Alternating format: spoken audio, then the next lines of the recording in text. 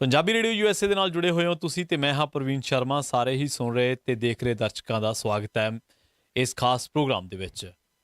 ਦੋਸਤੋ, ਮੁੱਖ ਮੰਤਰੀ ਦੀ ਗੱਲ ਕਰਦੇ ਹਾਂ, ਇੱਕ ਅਜਿਹੇ ਮੁੱਖ ਮੰਤਰੀ ਦੀ ਜਿਹਨੇ ਆਪਣੇ ਕਿਸਾਨਾਂ ਦਾ ਝੋਨਾ ਨਾ ਖਰੀਦਣ ਕਰਕੇ ਧਰਨਾ ਦੇ ਦਿੱਤਾ। ਤੇਲੰਗਾਨਾ ਦੇ ਮੁੱਖ ਮੰਤਰੀ ਨੇ ਤੇ ਨਾਂ ਉਹਨਾਂ ਦਾ ਕੇ ਚੰਦਰ ਸ਼ੇਖਰ ਰਾਓ। ਕੇ ਚੰਦਰ ਸ਼ੇਖਰ ਰਾਓ ਕੀ ਮੰਗ ਕਰ ਰਿਹਾ ਇਹ ਇੱਕ ਵੱਖਰੀ ਗੱਲ ਆ, ਪਰ ਥੋੜ੍ਹਾ ਜਿਹਾ ਪੰਜਾਬ ਦੇ ਮੁੱਖ ਮੰਤਰੀਆਂ ਵੱਲੀ ਨਿਗਾਹ ਮਾਰੋ ਤੁਸੀਂ। ਕੈਪਟਨ ਅਮਰਿੰਦਰ ਸਿੰਘ ਧਰਨਾ ਦੇਣ ਗਏ ਦਿੱਲੀ ਦੇ ਵਿੱਚ, ਉੱਥੇ ਜਾ ਕੇ ਮਾਈਕ ਤੇ ਬੋਲੇ ਆ। ਇੱਥੇ ਕਹਿੰਦੇ ਜੀ ਇੱਥੇ 4-4 ਐਮਐਲਏ ਬੈਠਿਆ ਕਰਨਗੇ। ਰੱਬ ਜਾਣੇ ਉੱਥੇ ਕੀ ਹੋਇਆ।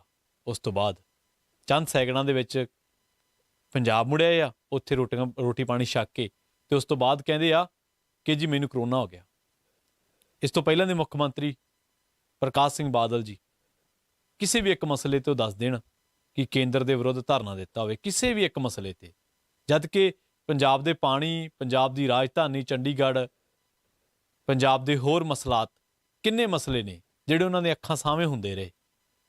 ਕਦੇ ਵੀ ਕੇਂਦਰ ਮੂਹਰੇ ਖੜਨ ਦੀ ਜ਼ਰੂਰਤ ਨਹੀਂ ਦਿਖਾਈ।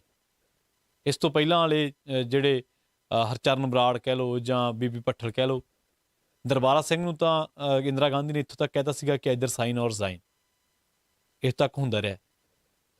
ਗਿਆਨੀ ਜੈਲ ਸਿੰਘ ਕਿਹੋ ਜਿਹੇ ਮੁੱਖ ਮੰਤਰੀ ਸੀ। ਬੇਅੰਤ ਸਿੰਘ ਨੂੰ ਲੋਕ ਕਿਵੇਂ ਯਾਦ ਕਰਦੇ ਨੇ, ਦੋਨੇ ਪਰਪੈਕਟ ਤੋਂ ਯਾਦ ਕੀਤਾ ਜਾਂਦਾ ਹੈ। ਸੋ ਇਹ ਗੱਲ ਨਹੀਂ ਹੈ ਕਿ ਕੇ ਚੰਦਰ ਸ਼ੇਖਰ ਰਾਓ ਬਹੁਤ ਚੰਗੇ ਹੋਣਗੇ, ਬਹੁਤ ਗੱਲ ਆ ਆਪਣੇ ਨਾਲ ਲੋਕਾਂ ਦੇ ਨਾਲ ਖੜਨ ਦੀ। ਹੁਣ ਦੇ ਮੁੱਖ ਮੰਤਰੀ ਨੇ ਭਗਵੰਤ ਮਾਨ ਸਾਹਿਬ, ਗਵਰਨਰ ਰੋਜ਼ ਬਿਆਨ ਦਿੰਦੇ ਨੇ, 2 ਬਿਆਨ ਆ ਚੁੱਕੇ ਨੇ ਉਹਨਾਂ ਦੇ ਹੁਣ ਹਾਲੇ ਤੱਕ ਕਿ ਅਸੀਂ ਬਾਰਡਰ ਏਰੀਆ 'ਚ ਆਹ ਕਰਾਂਗੇ, ਉਹ ਕਰਾਂਗੇ, ਆਹ ਕਰਾਂਗੇ। ਕੀ ਬਿਆਨ ਆ ਉਹਨਾਂ ਦਾ? ਬਾਰਡਰ ਏਰੀਆ 'ਚ ਥਾਣੇ ਖੋਲ੍ਹਣ ਦਾ ਬਿਆਨ ਦਿੱਤਾ ਹੈ ਗਵਰਨਰ ਸਾਹਿਬ ਨੇ। ਗਵਰਨਰ ਦੇ ਕੰਮ ਸ਼ਕਤੀਆਂ ਅਲੱਗ ਚੀਜ਼ਾਂ ਵਾ, ਉਹ ਥੋੜ੍ਹੋ ਤੈਅ ਕਰਨਗੇ ਕਿੱਥੇ ਜਿਹੜੇ ਥਾਣੇ ਖੁੱਲ੍ਹਣੇ ਕੀ ਹੋਣਾ ਵਾ। ਰਾਜ ਸਭਾ ਦੇ ਐਮਪੀ ਪਾਰਟੀ ਨੇ ਨੋਮੀਨੇਟ ਕਰਤੇ, ਚਲੋ ਜੀ ਚਲਾ ਦਿੱਤਾ ਕੰਮ। ਇਹ ਸਾਡੇ ਮੁੱਖ ਮੰਤਰੀ ਨੇ ਜਿਹੜੇ ਸਾਡੇ ਹਿੱਸੇ ਆਏ ਨੇ, ਪੰਜਾਬ ਹਿੱਸੇ ਆਏ ਨੇ। ਇੱਕ ਤੇਲੰਗਾਨਾ ਹਿੱਸੇ ਆਇਆ ਕੇ ਚੰਦਰ ਸ਼ੇਖਰ ਰਾਓ। ਗੱਲ ਲੜਨ ਦੀ ਨਹੀਂ ਹੈ, ਗੱਲ ਖੜਨ ਦੀ ਹੈ, ਗੱਲ ਅੜਨ ਦੀ ਹੈ ਕਿ ਤੁਸੀਂ ਮੁੱਖ ਮੰਤਰੀ ਹੋ ਯਾਰ, ਪਿੰਡ ਦਾ ਸਰਪੰਚ ਨਹੀਂ ਮਾਣ ਹੁੰਦਾ ਤੇ ਤੁਸੀਂ ਇੱਕ ਦਬਕੇ ਤੋਂ ਡਰ ਜਾਂਦੇ ਹੋ। 4-5 ਅੰਗਰੇਜ਼ੀ ਦੇ ਅੱਖਰ ਤੁਹਾਨੂੰ ਡਰਾਈ ਰੱਖਦੇ ਆ, ਈਡੀ, CBI, IT, 3-4 ਅੱਖਰ ਆ ਜਿਹੜੇ, ਇਹਨਾਂ ਤੋਂ ਡਰਦੇ ਹੀ ਤੁਸੀਂ ਆਪਦੀ ਸਟੇਟ ਦੀ ਗੱਲ ਨਹੀਂ ਕਰ ਸਕਦੇ, ਆਪਦੇ ਹੱਕਾਂ ਦੀ ਗੱਲ ਨਹੀਂ ਕਰ ਸਕਦੇ, ਆਪਦੇ ਲੋਕਾਂ ਦੀ ਗੱਲ ਨਹੀਂ ਕਰ ਸਕਦੇ। ਸੋ ਤੇਲੰਗਾਨਾ ਦੇ ਜਿਹੜੇ ਚੰਦਰ ਸ਼ੇਖਰ ਰਾਓ ਨੇ, ਹੋਇਆ ਕਿ ਵੀ ਉੱਥੇ ਝੋਨੇ ਦੀ ਖਰੀਦ ਨਹੀਂ ਸੀ ਹੋ ਰਹੀ, ਰੋਕ ਦਿੱਤੀ ਗਈ ਸੀ। ਮਹਿਜ਼ ਜਿਹੜਾ ਵਾ ਉਹਨਾਂ ਨੇ ਖਰੀਦਿਆ ਸੀਗਾ 45 ਲੱਖ ਟਨ ਝੋਨਾ, ਖਰੀਦ ਕੇ ਰੋਕ ਲਾ ਦਿੱਤੀ। ਤੇ ਜਿਹੜੇ ਚੰਦਰ ਸ਼ੇਖਰ ਰਾਓ ਸੀਗੇ ਉਹ ਕਹਿੰਦੇ ਵੀ ਸਾਨੂੰ ਜੇ ਪੰਜਾਬ ਤੋਂ ਤੁਸੀਂ 202 ਲੱਖ ਟਨ ਅਨਾਜ ਦੀ ਖਰੀਦ ਕਰ ਸਕਦੇ ਹੋ ਤੇ ਸਾਡੇ ਤੋਂ ਕਿਉਂ ਨਹੀਂ ਕਰ ਸਕਦੇ? ਸਾਡੇ ਤੋਂ ਵੀ ਕਰੋ, ਗੱਲ ਵੀ ਜਾਇਜ਼ ਆ। ਦੇਖੋ, ਅਸੀਂ ਤਾਂ ਕਿਸੇ ਨੂੰ ਘਰੋਂ ਚੱਕ ਕੇ ਪੈਸੇ ਨਹੀਂ ਦੇਣੇ। ਜੇਕਰ ਕੋਈ ਮੁੱਖ ਮੰਤਰੀ ਕਹਿੰਦਾ ਵੀ ਮੇਰੇ ਲੋਕਾਂ ਦਾ ਅਨਾਜ ਵਿਕਣਾ ਚਾਹੀਦਾ ਤੇ ਵਿਕਣਾ ਚਾਹੀਦਾ, ਇਹਦੇ 'ਚ ਕੋਈ ਦੋ ਰਾਏ ਨਹੀਂ ਹੈ। ਪਰ ਜਿਹੜੀਆਂ ਹੋਰ ਇਸ ਮੰਗ ਦੀ ਆੜ ਦੇ ਵਿੱਚ ਕੁਝ ਹੋਰ ਚੀਜ਼ਾਂ ਨੇ, ਉਹਨਾਂ ਤੇ ਵੀ ਗੌਰ ਕਰਨਾ ਜ਼ਰੂਰੀ ਹੈ। ਉਹ ਕੀ ਨੇ, ਉਹ ਦੱਸਦੇ ਹਾਂ ਤੁਹਾਨੂੰ।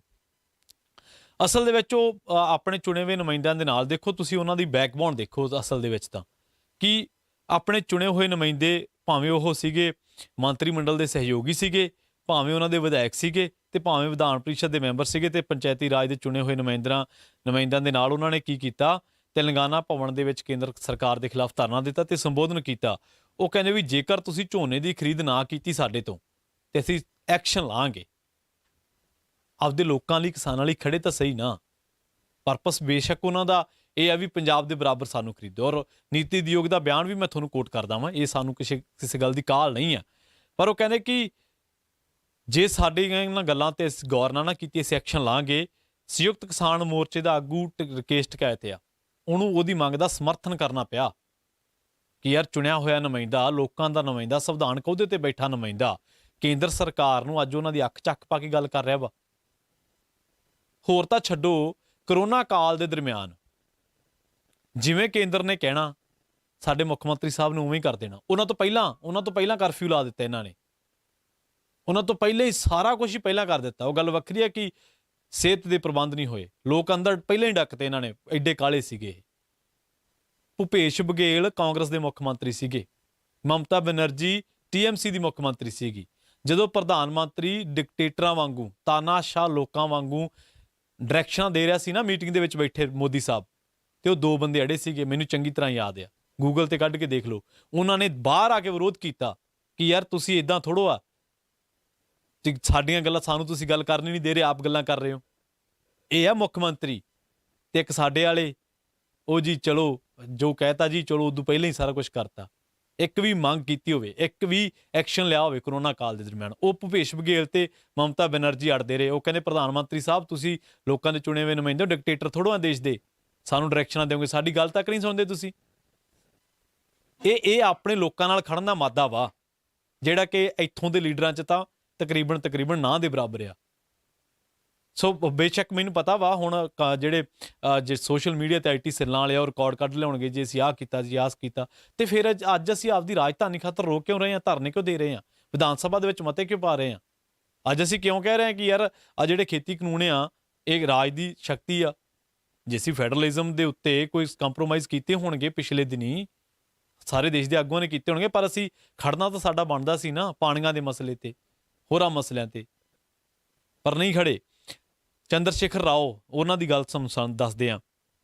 ਉਹ ਕਹਿੰਦੇ ਵੀ ਜਿਹੜੇ ਜੇ ਤੁਸੀਂ ਪੰਜਾਬ ਤੋਂ 202 ਲੱਖ ਟਨ ਝੋਨਾ ਖਰੀਦ ਸਕਦੇ ਆ ਤਾਂ ਸਾਡੇ ਤੋਂ ਵੀ ਖਰੀਦੋ, ਸਾਡੇ ਤੋਂ ਵੀ 45 ਲੱਖ ਜਿਹੜਾ ਝੋਨਾ ਖਰੀਦ ਕੇ ਤੁਸੀਂ ਰੋਕਾਂ ਤੋਂ ਲਾਈ ਹੈ, ਇਹਨੂੰ ਹਟਾਓ ਰੋਕ ਨੂੰ। ਪਰ ਖੇਤੀ ਨੀਤੀ ਆਯੋਗ ਦੇ ਜਿਹੜੇ ਇੱਕ ਮੈਂਬਰ ਨੇ ਰਮੇਸ਼ ਚੰਦ, ਉਹਨਾਂ ਨੇ 3 ਨਵੇਂ ਖੇਤੀ ਕਾਨੂੰਨ ਵਾਪਸ ਲੈਣ ਦੀ ਜਾਂ ਵਿਚਾਰਨ ਦੀ ਸਲਾਹ ਦੇ ਦਿੱਤੀ ਹੈ। ਤਾਂ ਇਹ ਚੀਜ਼ ਬੜੀ ਅਹਿਮ ਆ ਕਿ ਜਿਹੜੇ ਖੇਤੀ ਕਾਨੂੰਨ ਉਹਨਾਂ ਦਾ ਬਿਆਨ ਆਇਆ। ਪ੍ਰਧਾਨ ਮੰਤਰੀ ਨੇ ਲਗਭਗ 6 ਸਾਲ ਪਹਿਲਾਂ 2022 ਦੇ ਵਿੱਚ ਕਿਸਾਨਾਂ ਦੀ ਆਮਦਨ ਦੁੱਗਣੀ ਕਰਨ ਦਾ ਐਲਾਨ ਕੀਤਾ ਸੀਗਾ। ਕੀ ਰਮੇਸ਼ ਚੰਦ ਇਹ ਕਹਿਣਾ ਚਾਹੁੰਦਾ ਵਾ ਕਿ ਜਿਹੜੇ ਖੇਤੀ ਕਾਨੂੰਨ ਲਾਗੂ ਹੋ ਜਾਂਦੇ ਤਾਂ ਕਾਰਪੋਰੇਟ ਘਰਾਣੇ ਕਿਸਾਨਾਂ ਦੀ ਫਸਲ ਘੱਟੋ ਘੱਟ ਸਮਰਥਨ ਮੁੱਲ ਉੱਤੇ ਵੱਧ ਤੋਂ ਵੱਧ ਭਾਅ ਉੱਤੇ ਖਰੀਦਣਾ ਸ਼ੁਰੂ ਕਰ ਦੇਣਗੇ? ਅਸਲ ਦੇ ਵਿੱਚ ਪੰਜਾਬ ਦੇ ਵਿੱਚ ਇੱਕ ਬਹੁਤ ਵੱਡੀ ਬਹਿਸ ਆ ਕਿ ਅਡਾਨੀ ਦੇ ਗੋਦਾਮਾਂ ਮੂਹਰੇ ਜਿਹੜੇ ਆ ਉਹ ਟਰਾਲੀਆਂ ਦੇ ਵੱਡੇ ਜਿਹੜੇ ਢੇਰ ਲੱਗ ਰਹੇ ਨੇ ਅਨਾਜ ਦੇ, ਟਰਾਲੀਆਂ ਬਹੁਤ ਦੂਰ ਤੱਕ ਖੜੀਆਂ ਨੇ। ਤਾਂ ਇਹ ਸਾਨੂੰ ਸਮਝਣਾ ਪੈਣਾ ਵਾ ਕਿ ਕਿਵੇਂ ਕਾਰਪੋਰੇਟ ਨੂੰ ਉਤਸ਼ਾਹਿਤ ਕਰਕੇ ਸਰਕਾਰੀ ਮੰਡੀਆਂ ਨੂੰ ਢਾਹ ਲਾਈ ਜਾ ਰਹੀ ਆ। ਅੱਜ ਸਾਨੂੰ ਲੱਗਦਾ ਕਿ 100-150 ਰੁਪਇਆ 200 ਰੁਪਇਆ ਵੱਧ ਹੋਣਾ ਵਾ, ਪ੍ਰਬੰਧ ਚੰਗਾ ਵਾ, ਪਰ ਅਸੀਂ ਲੰਘੇ ਦਿਨਾਂ ਦੇ ਵਿੱਚ 1 ਸਾਲ ਜਦੋਜਹਿਦ ਇਸੇ ਢਾਂਚੇ ਨੂੰ ਬਰਕਰਾਰ ਰੱਖਣ ਵਾਸਤੇ ਕੀਤੀ ਆ। 700 ਕਿਸਾਨ ਦੀ ਸ਼ਹੀਦੀ ਦਿੱਤੀ ਆ, ਉੱਥੇ ਸਾਲ ਭਰ ਲਾਇਆ ਵਾ ਧਰਨੇ ਤੇ, ਇਹਨਾਂ ਗੱਲਾਂ ਕਰਕੇ ਕਿ ਸਰਕਾਰ ਦਾ ਕੁੰਡਾ ਰਹੇ। ਸਰਕਾਰ ਤਾਂ ਚਾਹੁੰਦੀ ਆ ਕਿ ਤੁਸੀਂ ਅਦਾਨੀਆਂ ਦੇ ਮੂਹਰੇ, ਉਹਨਾਂ ਦੇ ਸੈਲੋ ਮੂਹਰੇ ਖੜੇ ਰਹੋ। 2 ਸਾਲ ਖੜੋਗੇ, 3 ਸਾਲ ਖੜੋਗੇ, 5-6 ਸਾਲਾਂ ਬਾਅਦ ਉਹਨਾਂ ਨੇ ਕਹਿ ਦੇਣਾ ਜੀ ਸਰਕਾਰੀ ਮੰਡੀ 'ਚ ਆਉਂਦਾ ਕੋਈ ਨਹੀਂ, ਇਹਨੂੰ ਚੱਕ ਦਿਓ, ਤੇ ਉਸ ਤੋਂ ਬਾਅਦ ਤੁਸੀਂ ਤੁਰੇ ਫਿਰੋ ਫਿਰ ਸੈਲੋ ਮੂਹਰੇ। ਸੈਲੋ ਵਾਲੇ ਕਹਿ ਦੇਣਗੇ ਸਾਡੇ ਕੋਲ ਐਗਤੀ ਅਨਾਜ ਬਹੁਤ ਆ, ਲੈ ਜਾਓ ਜਿੱਥੇ ਲਿਜਾਣਾ ਵਾ। ਇਹੀ ਕਣਕ ਵਿਕੂਗੀ ਮੁੜ ਕੇ 1000-1200 ਨੂੰ। ਸੋ ਪਰ ਜਿਹੜੇ ਚੰਦਰ ਸ਼ੇਖਰ ਰਾਓ ਦੀਆਂ ਕੁਝ ਗੱਲਾਂ ਵਾ ਉਹ ਇੰਨੀਆਂ ਕੁ ਵਾਜਬ ਜ਼ਰੂਰ ਆ ਵੀ ਘੱਟੋ ਘੱਟ ਸਮਰਥਨ ਮੁੱਲ ਉੱਤੇ ਫਸਲਾਂ ਦੀ ਖਰੀਦ ਬਾਰੇ ਕਾਨੂੰਨ ਬਣਾਉਣ ਤੋਂ ਗਰੇਜ਼ ਜਿਹੜਾ ਵਾ ਉਹ ਕਰਨਾ ਨਹੀਂ ਚਾਹੀਦਾ। ਤੇਲੰਗਾਨਾ ਦੇ ਮੁੱਖ ਮੰਤਰੀ ਸਾਹਿਬ ਬੇਸ਼ੱਕ ਆਪਣੇ ਲੋਕਾਂ ਲਈ ਖੜੇ ਨੇ, ਪਰ ਉਹਨਾਂ ਨੂੰ ਪੰਜਾਬ ਜਾਂ ਦੂਜੇ ਰਾਜਾਂ ਜਿੱਥੇ MSP ਆ ਉਹਨਾਂ ਦੇ ਨਾਲ ਜਿਹੜਾ ਵਾ ਉਹ ਇੱਕ ਤਰੀਕੇ ਨਾਲ ਰਿਲੇਟ ਨਹੀਂ ਕਰਨਾ ਚਾਹੀਦਾ।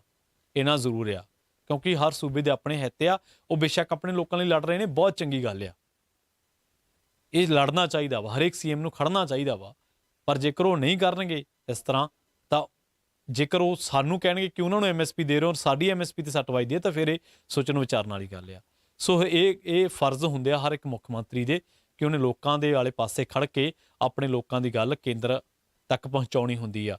ਜਿਹੜਾ ਸਟਰਕਚਰ ਆ ਡੈਮੋਕ੍ਰੈਟਿਕ ਸਟਰਕਚਰ, ਫੈਡਰਲਿਜ਼ਮ ਆ ਜਿਹੜਾ, ਉਹ ਕੇਂਦਰ ਦੇ ਬਰਾਬਰ ਹੀ ਰਾਜਾਂ ਨੂੰ ਸ਼ਕਤੀਆਂ ਦਿੰਦਾ ਵਾ, ਪਰ ਇੱਥੇ ਰਾਜਾਂ ਦੀਆਂ ਸ਼ਕਤੀਆਂ ਖੋਈਆਂ ਗਈਆਂ, ਸੰਘੀ ਢਾਂਚੇ ਦੀ ਸੰਘੀ ਕੁੱਟੀ ਗਈ, ਤਾਂ ਉਦੋਂ ਅਸੀਂ ਖਾਮੋਸ਼ ਬਣ ਕੇ ਦੇਖਦੇ ਰਹੇ। ਸੋ ਅਗਲੀ ਰਿਪੋਰਟ ਦੇ ਵਿੱਚ ਫੇਰ ਮਿਲਾਂਗੇ, ਗੱਲਬਾਤ ਕਰਾਂਗੇ ਕਿਸੇ ਅਹਿਮ ਮਸਲੇ ਨੂੰ ਲੈ ਕੇ। ਤੁਹਾਡਾ ਸਾਰਿਆਂ ਦਾ ਬਹੁਤ ਬਹੁਤ ਧੰਨਵਾਦ।